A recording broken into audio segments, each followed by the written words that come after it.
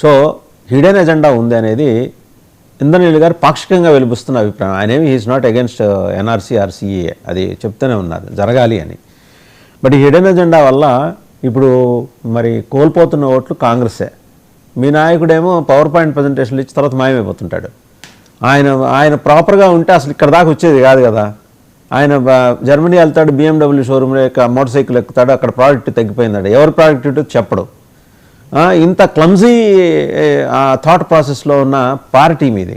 ఇవాళ మీరు ప్రాపర్గా టేకప్ చేసి ఉంటే మీరందరూ ఆరోపిస్తున్నట్టు ఇంత స్థాయి ఇంతలా అరాచకం జరిగి ఉండేది కాదు కదా సార్. వాసుదేవన్ గారు, అంటే మీరు అన్న దాంట్లో సత్యం ఉన్నది లేదని కాదు. ప్రతిపక్షం కనుక ప్రాపర్గా ఆర్గనైజ్ చేసుకొని ప్రాపర్గా పనిచేసి ప్రజలతో ఉండి ఈరోజు ఈ దేశానికి ఈ గతి పట్టేది కాదు. దాంట్లో 100% ట్రూత్ ఉన్నది. అయితే ఒకటి ఏంటంటే ఇప్పుడు మనం ఇక ఎలాగూ ఈ ఎస్ఐఆర్ గురించి మనం డిస్కస్ చేస్తున్నాం కాబట్టి ఇంతకుముందు మాట్లాడిన మనం మిత్రులు వీళ్ళంతా క్లియర్గా ఒకదాని మీద ఒక పాయింట్ చెప్తున్నప్పుడు ఇది జరగవలసిన ప్రాసెస్ను వక్రీకరించి జరపటం వల్లనే ఈ ప్రాబ్లమ్స్ అవుతున్నాయి. దీని ఇప్పుడు రివిజన్ అనేది అవసరము, అది జరుగుతూ అంతకుముందంగా 12-13 సార్లు జరిగింది. కానీ అప్పుడు లేని ప్రాబ్లమ్స్ ఇప్పుడు ఎందుకు వస్తున్నాయని వారు అన్నట్టు 25 కోట్ల జనాభా ఉన్న ఉత్తరప్రదేశ్కు మీరు అన్నారు కదా 1 మంత్ ఇచ్చారు, టైం సరిపోదంటే ఎక్కడ సరిపోతుంది 1 మంత్? అదే మన గోవాకు లేకపోతే ఇంకొక కేంద్రపాలిత తర్వాత పుదుచ్చేరికి అటువంటి 1 మంత్ టైం ఇస్తే ఎంత లిమిటెడ్ ఓటర్స్కు లిమిటెడ్ వర్క్. ఇక్కడ మరి 25 కోట్ల మంది జనాభా ఉన్న దాంట్లో 3 నెలలు ఇస్తే ఏమవుతుంది? There is no loss. అంటే కాకపోతే ఏంటంటే ప్రజలకు ఇచ్చే అవకాశాలను తగ్గించటం అనేది నేర్చుకోవటం కాదు, కానీ ఎక్కువ అవకాశం కలిగించి ఇది అదే మొదటి నేను అన్నాను కదా, 2 ఎయిమ్స్ పెట్టుకున్నారు. ఏంటి? ఒకటి ఏంటంటే inclusion of all eligible voters in the rolls, that is primary. Yes, exclusion of non eligible voters. ఇప్పుడు రివర్స్గా చేస్తున్నట్టే ప్రజలకు ఆ పర్సెప్షన్ వచ్చేస్తుంది. అది ఎందుకు కలిగించాలి? అవసరమా? అది లేకుండా చేస్తే సరిపోతుంది కదా. అదే కాకుండా వారు అన్నారు కదా టార్గెటెడ్ కమ్యూనిటీస్ గ్రూప్స్ను ఇలా చేస్తున్నారు. తర్వాత ఇప్పుడు మళ్ళీ ఎన్ఆర్ఐని ఎన్ఆర్సీని ఇంప్లిమెంట్ చేస్తున్నారంటే దాంట్లో కూడా కొంత సత్యం ఉంది. నిన్న కొన్ని రిపోర్ట్లు చూశాను యూపీ నుంచి. ఏంటంటే డిటెన్షన్ క్యాంప్స్ గురించి ఆల్రెడీ ప్రిపరేషన్స్ జరుగుతున్నాయంట. అదే ఇప్పుడు అది ఎలా వస్తుందంటే ప్రజల్లో ఇవన్నీ అది ఎంతవరకు కరెక్టు ఎంతవరకు కాదు అదే ఇవన్నీ ఊహలకు, తర్వాత ఈ రూమర్స్కు, పర్సెప్షన్, ఇవన్నీ దారితీసేది ఎవరు? ఈ వారు అన్నట్టు పబ్లిసిటీ, మ్యాక్సిమం ఎడ్యుకేషన్ మన కంట్రీలో ఉన్నది. అది పేపర్ మీద మనం ఎంతో చెప్తాం లిటరసీ ఎంత ఉంది, లిటరసీ అంత, అది కరెక్ట్ కాదు. ప్రాక్టికల్గా on the ground there are many people. అంటే మనకు ఎడ్యుకేషనల్ బ్యాక్గ్రౌండ్, తర్వాత ఎకనామికల్ బ్యాక్వర్డ్నెస్, ఇటువంటి అన్నిటిని దృష్టిలో పెట్టుకున్నప్పుడు మనం ఇంకొక ఎక్స్ట్రా ఎఫర్ట్ పెట్టాల్సి వస్తుంది. ఇప్పుడు మైగ్రెంట్ వర్కర్స్ మనం అనుకున్నాం కదా, ఈ పర్టికులర్ కొన్ని స్టేట్స్ల నుంచి ఇప్పుడు ఇంటర్నల్ మైగ్రేషన్ వేరే స్టేట్లలో పోతున్నారు. పాపం ఇప్పుడు నేను గల్ఫ్ వర్కర్స్ గురించి ఎన్నో వాళ్ళ బాధలు అక్కడ అన్ని చూస్తున్నాను, డే బై డే చూస్తుంటాను. చాలామంది యూపీ నుంచి గల్ఫ్ పోయిన వాళ్ళు ఉన్నారు. వాళ్ళది ఓటర్ లిస్ట్ నుంచి ఎప్పుడో తీసేస్తున్నారు. వాళ్ళకి వెల్ఫేర్ స్కీమ్స్ కూడా లేకుండా చేస్తున్నారు. ఒక రోజు వచ్చిన తర్వాత వాళ్ళు అసలు సిటిజన్సే కారు, ఇండియా సిటిజన్స్ కారు స్టేజ్కి తెచ్చేటట్టు కనిపిస్తున్నది. అలాంటి చేయటం అవసరమా? వారు అన్నారు కదా, ఏ స్టేట్లలో అయితే ఉద్యోగాలు కల్పించలేని దుర్గతిలో ఉన్న పరిస్థితుల్లో వాళ్ళు మైగ్రేషన్కి పోయి ఏదో సంపాదించుకుంటున్నారు. 3 సార్లు విలేజ్కి పోయి డాక్యుమెంట్ సబ్మిట్ చేసి ప్రూవ్ చేసుకొని ఓటు హక్కు నిలబెట్టుకోవటం అవసరమా?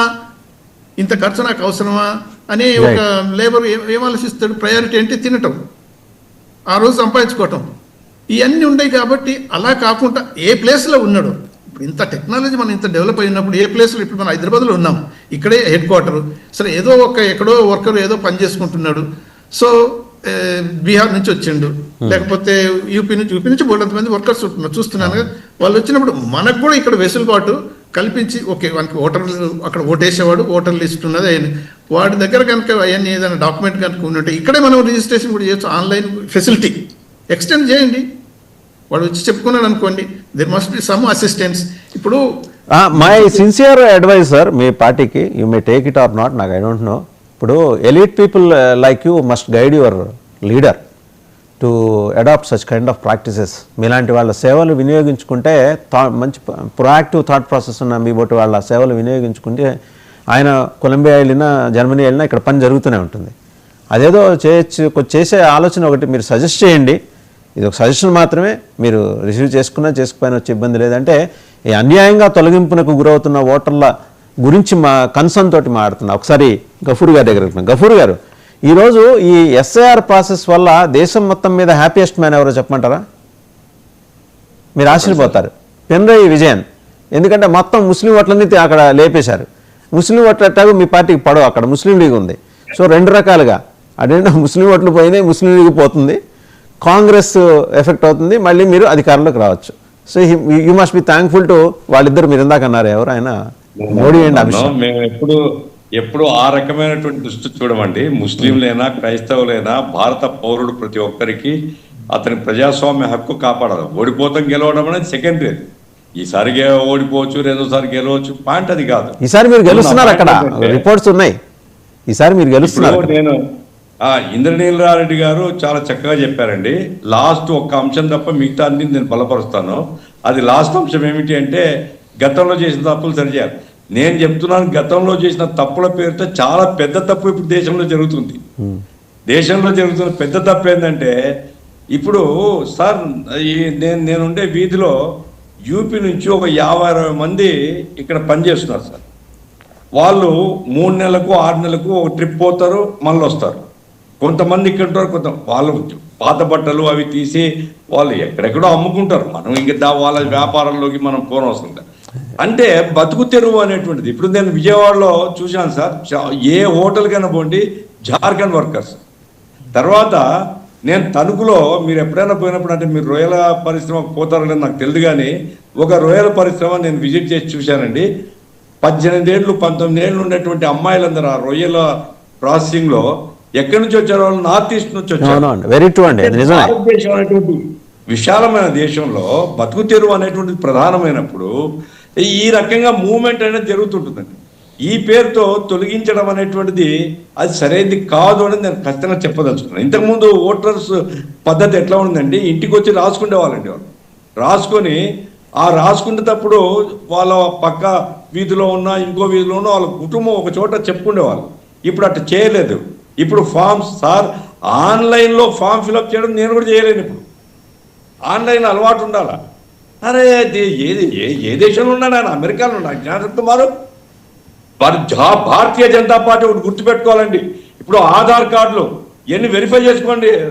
రవికిరణ్ గారిని ఆధార్ కార్డు ఇవ్వడానికి దేశంలో 1 సంవత్సరం కాలం పాటు క్యాంపెయిన్ నడిచింది. పల్స్ పోలియో ఎన్ని సంవత్సరాలు క్యాంపెయిన్ నడిచింది, ఇప్పటికి నడుస్తుంది.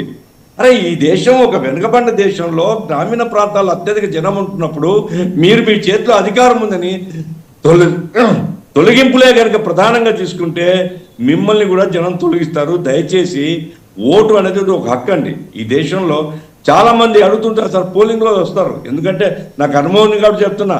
పోలింగ్ స్టేషన్ దగ్గర తెలుసు, ఏమండి మేము చచ్చిపోయినామా, మా ఓటు లేదు అంటారు. అరే ఇప్పుడు కాదు కదా అడగాల్సింది, ముందు అడగాలి కదా అంటే ఎక్కడో ఉన్నాం మేము. అందుకోసమే ప్రతి భారతీయుడి ఓటును కాపాడాల్సిన బాధ్యత ప్రభుత్వం మీద ఉంది, ఎలక్షన్ కమిషన్ మీద ఉంది. అందుకోసం ఇప్పుడు దయచేసి ఈ విధంగా ఎక్స్ప్రెస్ వందే మాత్రమే ఏదో పెట్టారు వీళ్ళు. ఆ వందే మాత్రం స్పీడ్తో జ్ఞానేష్ కుమార్ చేయడం మాత్రం సరైనది కాదు. అన్ని రాజకీయ పార్టీల యొక్క విశ్వాసం వాడు ఎలక్షన్ కమిషన్ రవికిరణ్ గారు ఏమంటారు, వాళ్ళని అంబాసిడర్ పెట్టాలి మీరు. అరే మీరు పెట్టుకుంటారు. రవికిరణ్ గారు ఓకే, గఫూర్ గారు టైం కూడా అయిపోతుంది. రవికిరణ్ గారు ప్లీజ్ కంక్లూడ్. చాలా దుర్మార్గం జరుగుతుంది. ఎప్పుడైనా సరే నెలల పాటు సంవత్సరాల పాటు జరిగిందా? స్పెషల్ ఇంటెన్సివ్ ముమ్మర ఓటర్ సవరణ అండి. ఇప్పుడు గఫూర్ గారు నాకన్నా సీనియర్ బాగా. మరి సంవత్సరాల పాటు జరిగిందా ఎక్కడన్నా? ఎప్పుడైనా స్వతంత్ర భారతదేశం సంవత్సరాల పాటు జరిగిందా? ఇప్పుడు చీఫ్ ఎలక్షన్ ఆఫీసర్ గారు కూడా ఆయన ఏం చెప్తున్నారంటే, ఫిబ్రవరి మార్చి 6వ తారీఖు యూపీలో మీకు ఫైనల్ లిస్ట్ ఇస్తాము అంటే యాంకర్ అడిగారు. ఆ తర్వాత మళ్ళీ ఏదన్నా ఉంటే ఓటర్ ఫామ్ ఇవ్వడానికి లేదా అంటే, ఎందుకు లేదమ్మా, ఎలక్షన్ ఇది వచ్చే నెల కదా, వచ్చే సంవత్సరం కదా, 2027 కదా, 2027 లోపు కూడా ఇవ్వచ్చు కావాలంటే లోపు ఎలక్షన్ నోటిఫికేషన్ ఇచ్చే లోపు కూడా మీరు ఆ ఫామ్ ఇచ్చి ఎన్యూమరేషన్ ఫామ్ చేస్తే కూడా యాక్ట్ చేస్తారు.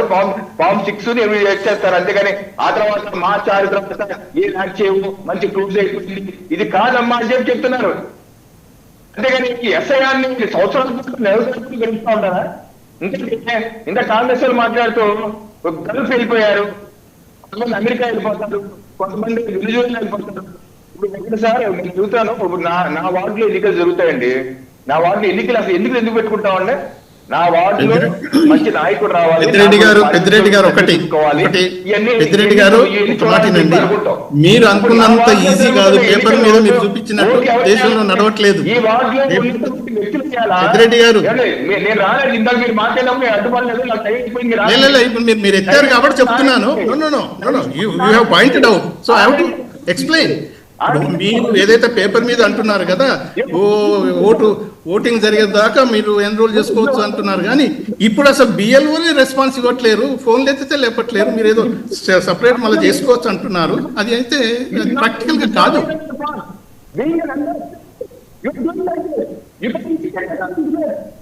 No. Whatever you are saying, that's not correct.